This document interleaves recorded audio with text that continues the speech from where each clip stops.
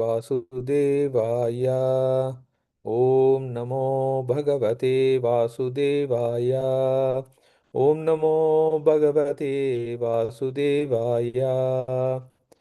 नारायणं नमस्कृत्य नरं चैवं नरोत्तमं देवीं सरस्वतीं व्यासं ततो जयमुदीरयेत्। नष्टप्रायेषु भद्रेषु नित्यं भागवतसेवया Bhagwati उत्तमश्लोके भक्तिर्भवति नैष्टिकी. So today we are going to read and discuss from Srimad Bhagavatam, Canto 4, Chapter 2, and text number 10, 11, and 12. The chapter is called Daksha Cursed Lord Shiva. So,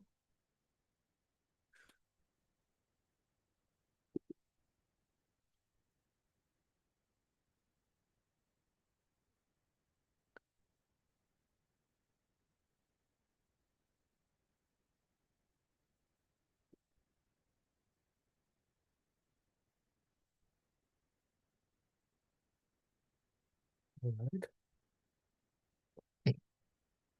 So text number 10. Ayam tu lokapalanam yashogana nirapatrapa sadbir acharita panta yena stabdena dushtitaha. Ayam tu lokapalanam yashogana nirapatrapa sadbir acharita panta yena stabdena dusitaha. I am he, Shiva, too, but Lokapalanam of the governors of the universe, Yasha Gana, spoiling the fame, Nirapatrapa, shameless, Saddibihi, by those of gentle manner, Acharitaha, followed, Pantaha, the path, Yena, by whom Shiva, Stabdena, being devoid of a proper action, Dushitaha is polluted. Translation: Shiva has spoiled the name and fame of the governors of the universe and has polluted the path of gentle manners. Because he is shameless, he does not know how to act purport. By His Divine Grace, A.C. Bhaktivedanta Swami Srila Prabhupada Ki Jai.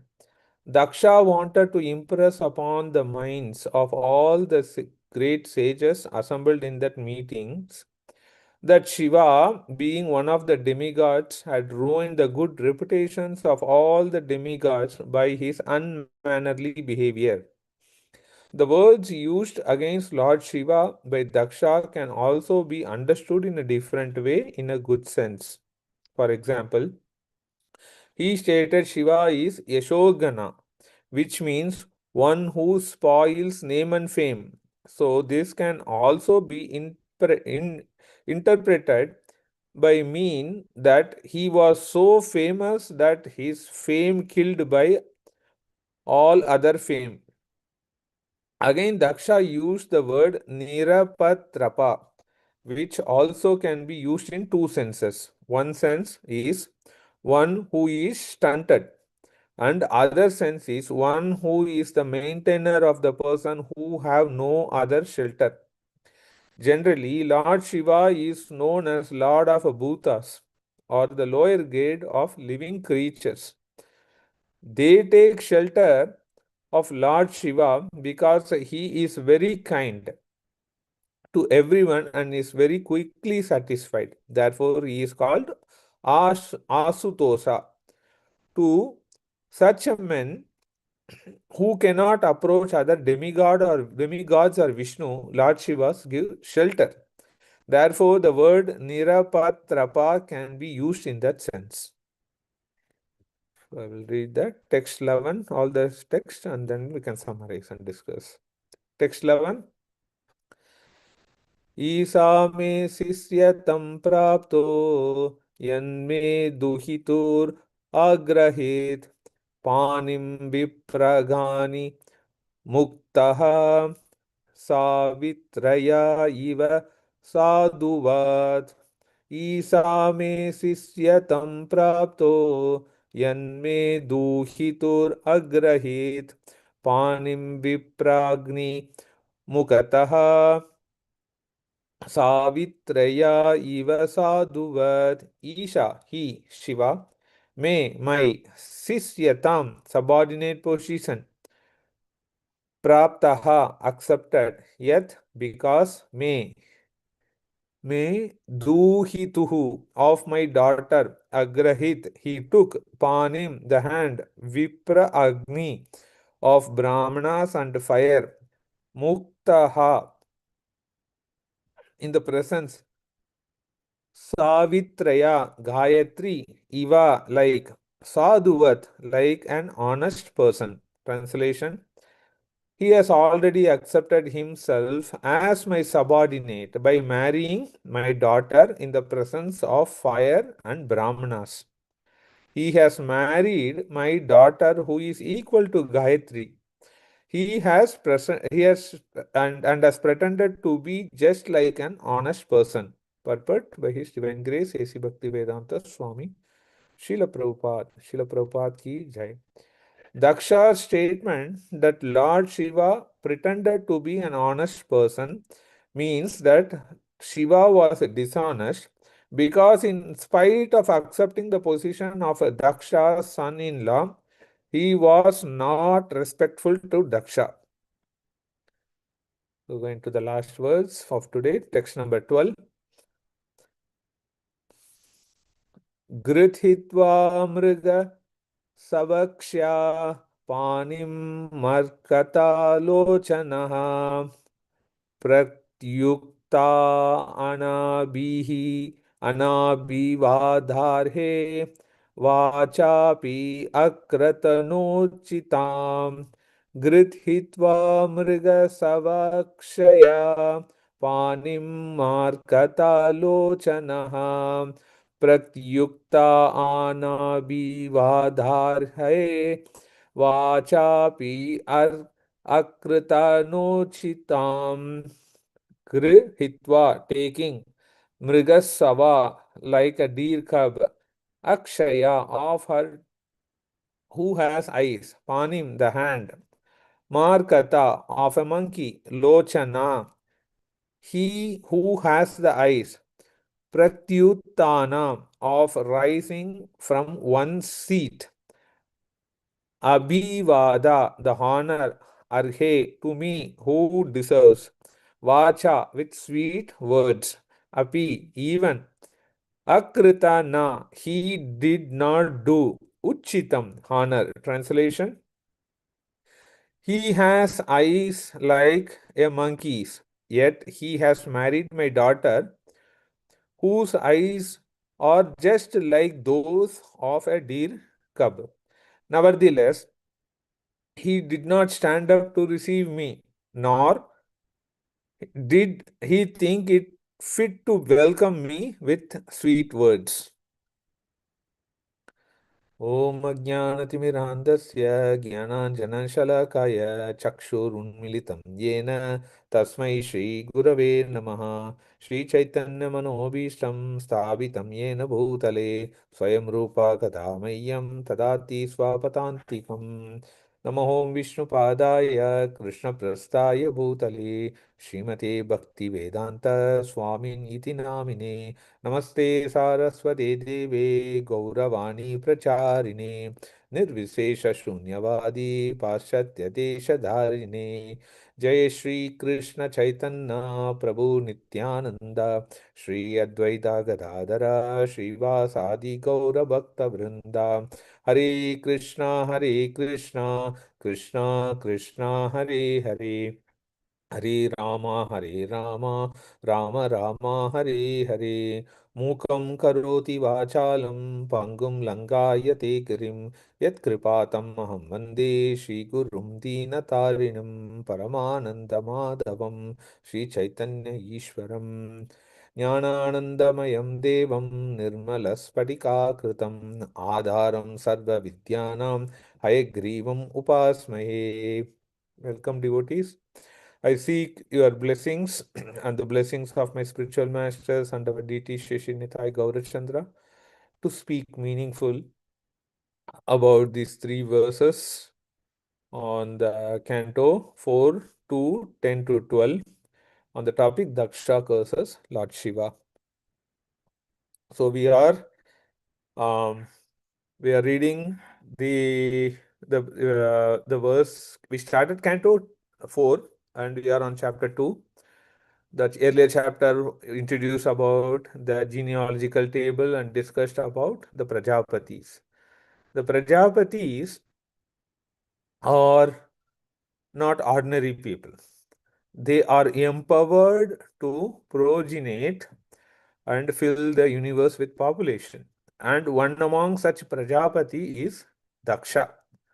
So Daksha is not a simple person, can carefully handpicked, okay, for a specific purpose that leads to the desired outcome. So let's go and talk about who is Daksha. Daksha, as we talked about, is one of the Prajapatis or progenitors of the living beings. And how he was born? He was mind born son of Brahma. So from the mind of Brahma, he was born, father of many daughters. And the daughters were married to various sages and demigods. And one of his daughter is Sati, who is the wife of Lord Shiva. And to take the literal meaning of the word of his name Daksha, Daksha means expert or qualified, and he is capable in rituals, administration, expanding population. With all these goods, the package also comes with a bad, and the bad part is he struggled with his ego and pride. On the other hand, the main character here is Lord Shiva. Lord Shiva is one of the Trimurti, like Brahma, Vishnu, and Shiva. And Shiva represents the embodiment of renunciation. He's detached from social formalities. And Shiva is unconventional because he is not a proper fit for the society. He lives in crematorium. He has no proper house. He goes here and there. His body is smashed with ashes, matted hair. Lives in cremation grounds, and he has a garland of skulls. He's not a conventional person or someone who is good to see in the neighborhood. That's a difference. If you take the literal meaning of Shiva, Shiva means auspiciousness. Okay. On the other hand, Daksha means he is expert, qualified, and Shiva means auspiciousness. What sort of auspiciousness? He is always in the when you connect it to the Supreme Personality of Godhead, you don't need to endeavor a separate auspiciousness. The auspiciousness is already manifested. It is a derived outcome when in connection with. So he is always in the mood of meditation, and he doesn't care for other things. So here we are reading in this chapter, there is a great assembly happening, yajna is happening, and for this yajna, all the important persons, including Daksha, demigods, the fire, everyone is invited. As soon as Daksha entering into the assembly, because of his effulgence, everyone is attracted and everyone started to pay their obeisances by by rising from the seat. And that's all good. Okay. But in the assembly, one person who was totally absorbed in the mood of meditation ignored the Shah. And that is none other than Lord Shiva. So, while all the sages and demigods stood up in respect, Lord Shiva remains seated because he is absorbed in meditation, we discussed. And Daksha interpreted this as a disrespect. So the mind plays a trick. And in this case, the mind of Daksha convinced Daksha, said that this is a disrespect. But according to Bhagavatam, what it says, Shiva is Daksha's father-in-law.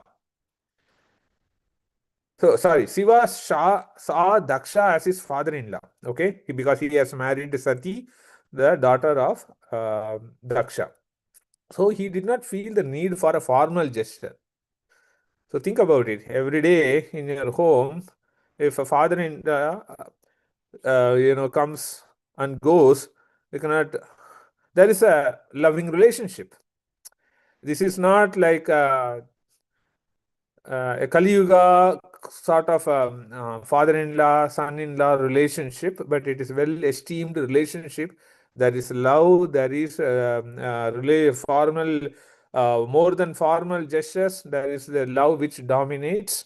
So Lord Shiva is seeing in that aspect, and he doesn't feel the need to get up and do all those things. He's also, secondly, he is spiritually detached. He has no big affinity for relationship, and is detached from the social ego. So with all this combination, that he is absorbed in the meditation, and he didn't pay attention, and he feels that he's not obliged to go into the formal gestures as it was expected by by Daksha, the Prajapati Daksha. And now coming to this verses 10, 11 and 12. So as soon as Daksha saw the insult or the disrespect, he is absorbed in ego. The part of the bad package is the ego, and he that ego is bothering. The ego. We recently attended the Vaishnava etiquette. Ego blocks the bhakti. Okay, here in this case, the bhakti apply to Vishnu, but Lord Shiva can be considered because he is the topmost devotee, Vaishnavanam Yadashambhu. Okay, here Vishnu is not present, but Lord Shiva, the devotee of Vishnu, is present. So he started chastising. Shiva has spoiled the name and fame of the governors of the universe and polluted the path of gentlemanliness. He is shameless and does not know how to act. Daksha, there are two ways of getting presence in the meeting that everyone would have experienced. One is by people acknowledging our goods, or other way is pretty easy, by shouting out what bad or what is not fit and all those things to get the attention. So he took the latter. Daksha started screaming that Shiva is one of the demigods invited here, has ruined the good reputation of all demigods by his unmannerly behavior. Here it is, he took this path and started studying. He stated that Shiva is Yashogana, one who spoils the fame. And Daksha also said Nirapatrapa, which is significant. Nirapatrapa means to one who is stunted, and another is one who is a maintainer of persons who has no shelter, which is true, right? Shiva being such an elevated person, there is, our acharyas have said that both Shiva and Vishnu are not the same. They are similar but also different. So, like milk and yogurt analogy. So, both are from same family, but totally they are two different products. Milk is not a yogurt, and yogurt is not exactly milk. So, Lord Shiva is like that. He is almost equal to Lord Vishnu, but he has a purpose. His purpose is for the destruction purpose, and he gives shelter to one who has no other shelter, and that's why he is called the shelter of Bhutas.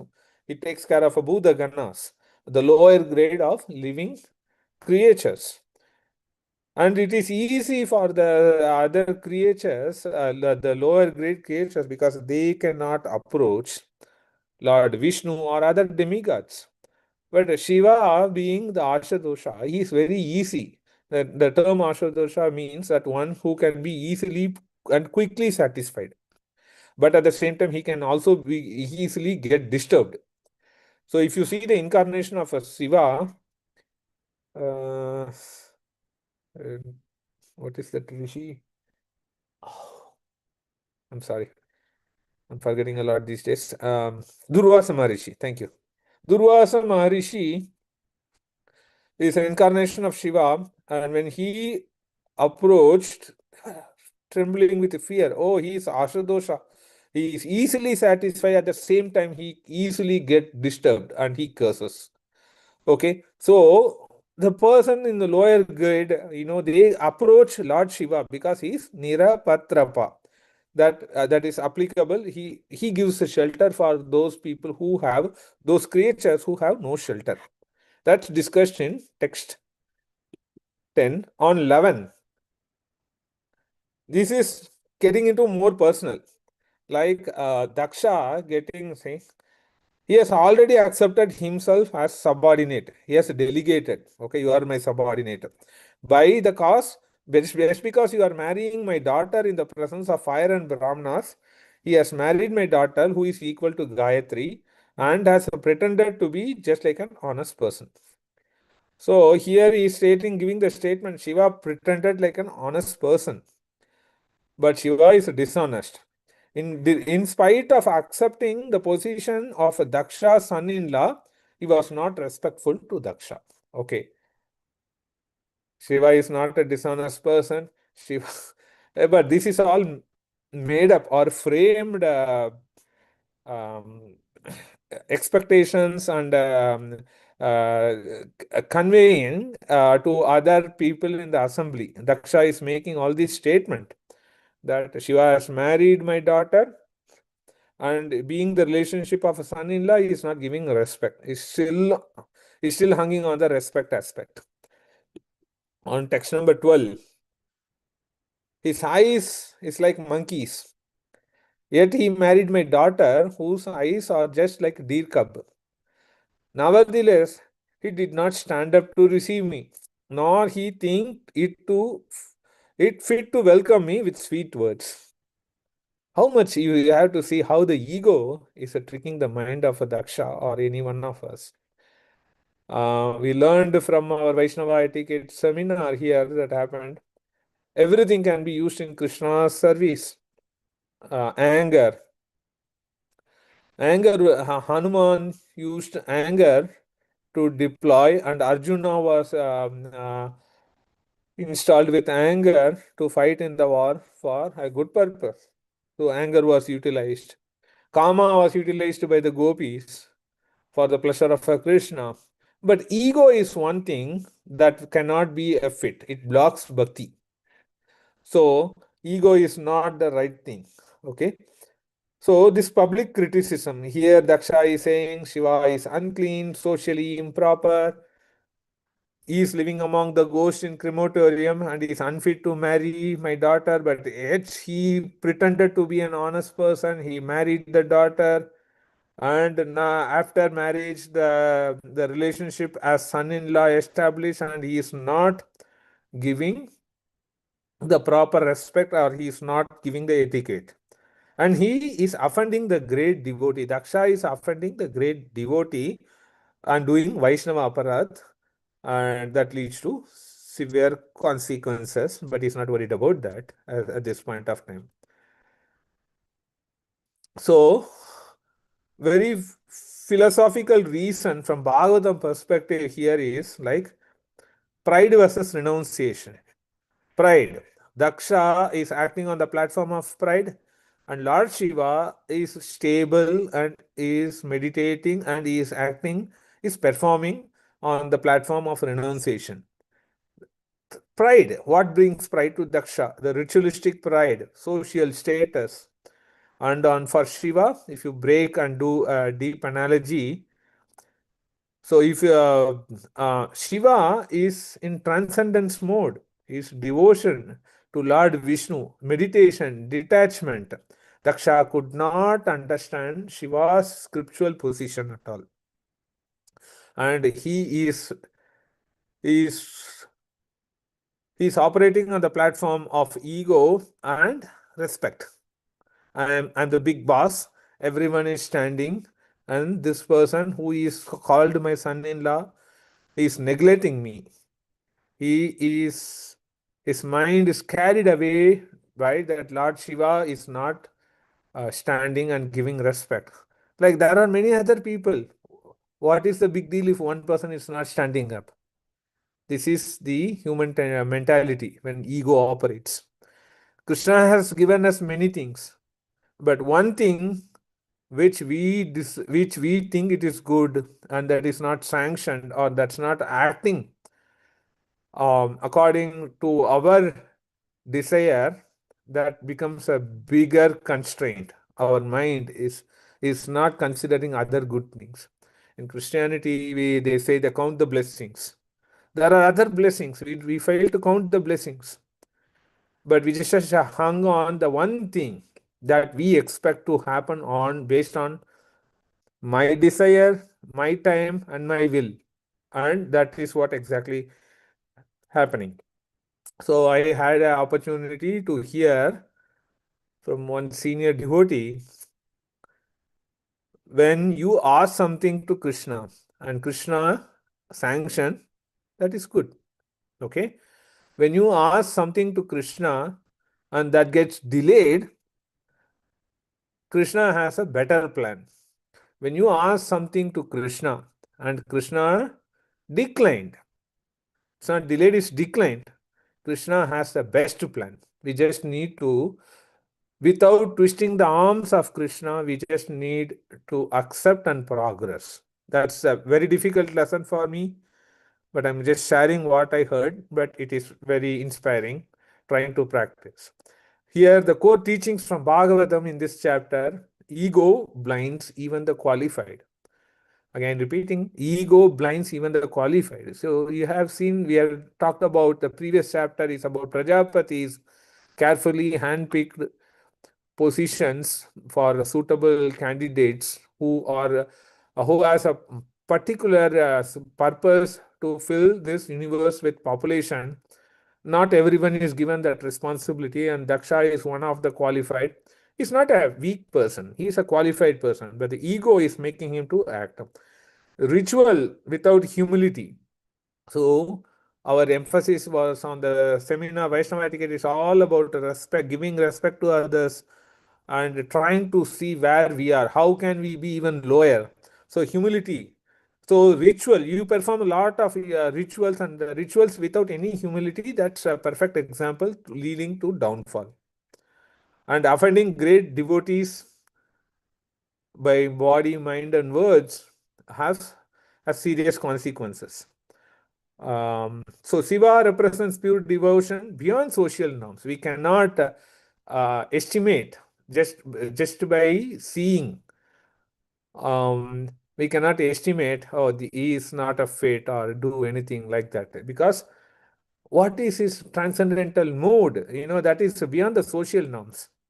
So he is Avatuta, right? Nityananda, Lord Nityananda in Gaura Leela was Avatuta. So they act like a madman, but the transcendental consciousness is very uncomparable.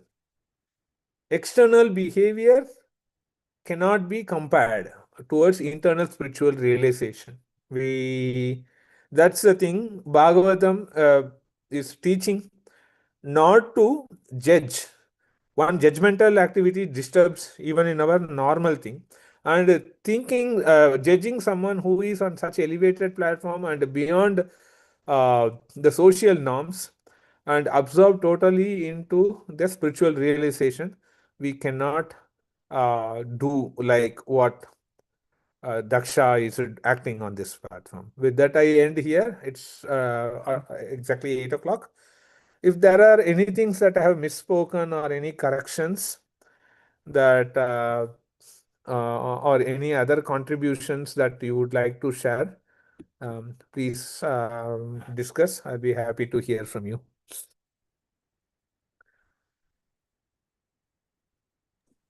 Hare Krishna Prabhu, Dandavat Pranam, glories to Prabhupada. I was thinking that, you know, in one of the slides during this seminar, Maharaj, there was perhaps not the seminar, Monday after the seminar, there was a home program. And in that, the last slide, he gave a hierarchy of, whom to give respect. One is definitely, it was funny because the very first image said physical size. Like if somebody is larger than you, you offer respect to them. But Mm. then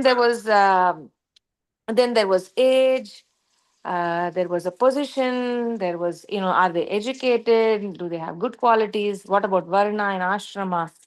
And so Daksha is purely looking at it from the point of view of him being the father in law of Lord Shiva. So, in that sense, this according to the social position, he is in a higher place.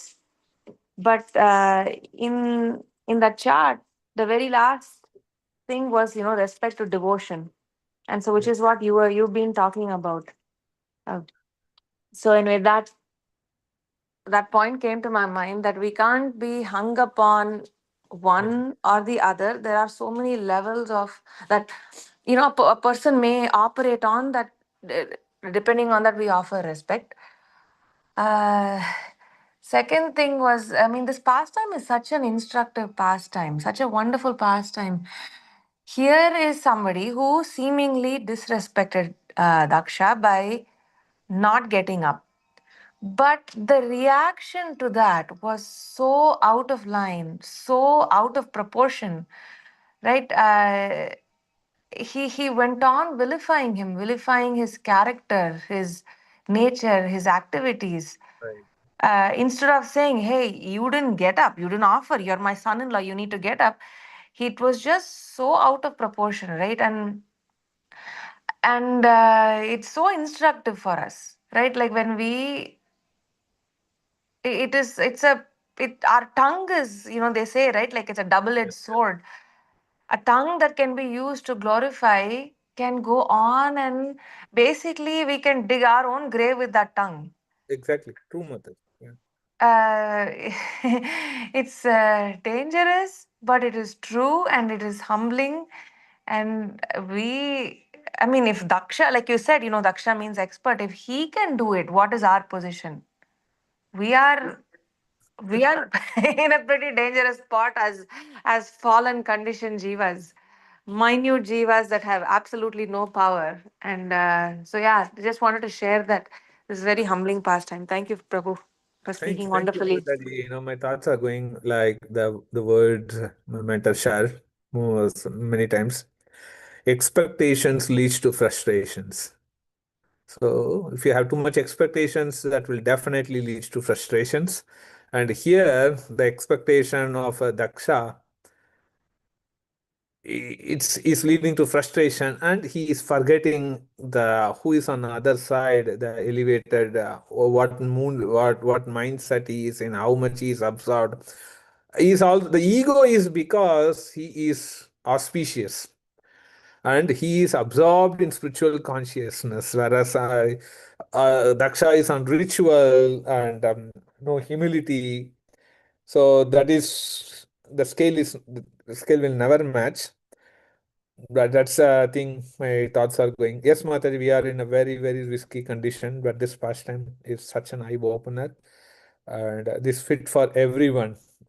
This attracts many of my friends who are not favorable to Krishna consciousness, but this pastime somehow I had an opportunity to read in Srimad Bhagavatam the Daksha pastimes, and they listen to that. Hare Krishna, Prabhu. Hare Dandavat, Krishna. all glories to Srila Prabhupada. Very nice narration of the pastime. Thank you for this narration. Prabhu. I was wondering when you said that this guy comes and stands here with no respect. He's not respecting me, and he is not. He's unconventional, Yes. etc., etc. Right? I was thinking, first point, if that is the case, why did he uh, give his daughter to Lord Shiva? So I was doing a little bit research Uh, when you said that. But Lord Sati was very determined from her childhood, and she was always doing a lot of penance to please Lord Shiva. And then looking at all this, all the demigods approached Brahma, Hmm. and Brahma finally said, she is not ordinary. And Brahma himself goes to Lord Shiva and said, this Sati is very determined, and it is actually, you should accept her. And Lord Shiva accepts. And then after all this, Daksha has to agree, because his own father, Brahma, said that, hey, you have to accept. But you see, but his expectation was, he wants a very highly, based on his social status. He was always looking for a son-in-law to be in his status. But what happens now in this scenario? What I was thinking, even though he so-called respected his dad and accepted him, but he was carrying that, why in the world I gave my daughter to this guy, Lord Shiva. His way of understanding. He respected. But what I was thinking is, in our scenarios, we may, oh, elders told us, so we have to respect. But what happens? We carry that, even though I am not interested, for the sake of accepting and agreeing, for as a respect to the elders, I have to do it. But in my mind, in my heart, I don't have that. And all this boils down, when the whole pastime boils down, and he became, the whole, what happened on this whole story, right? So that's actually, he is carrying it forever. For Yeah. my understanding, for the sake of respect, and we agree, but we don't, if we keep it in our heart based on my social status, hey, yeah, I agree, but I don't like it.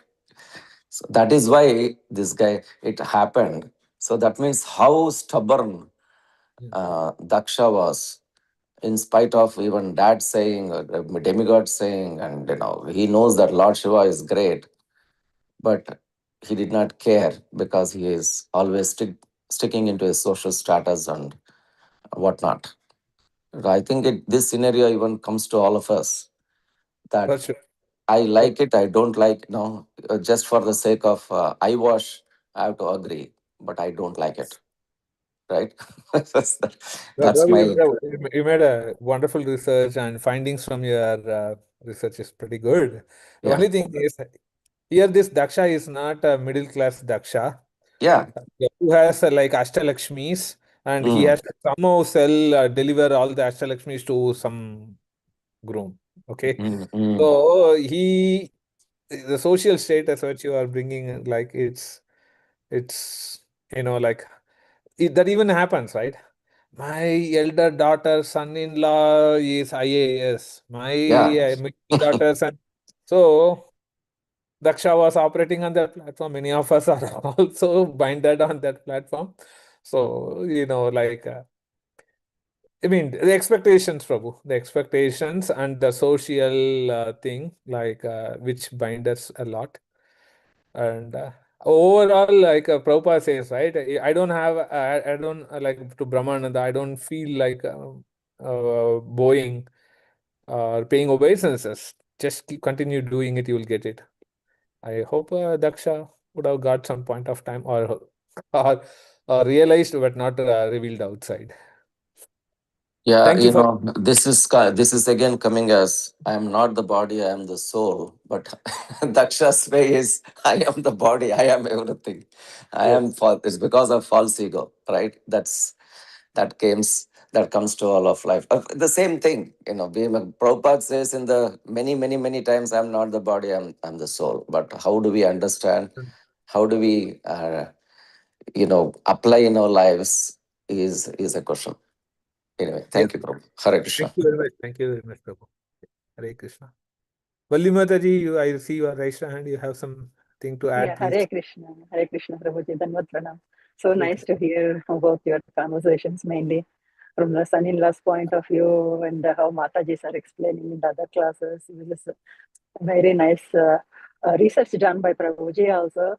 And I know a different story about the Sati Swayamvaram mainly. Daksha, from the beginning, he is more into these decorations and his swabhavam is entirely different to look gorgeous and all those things. And he hates Shiva because he is in a different status, with ashes and all of the snakes and skulls. So when Narada Muni gives advice that Sati is already interested in Shiva, she have to marry Sati to him.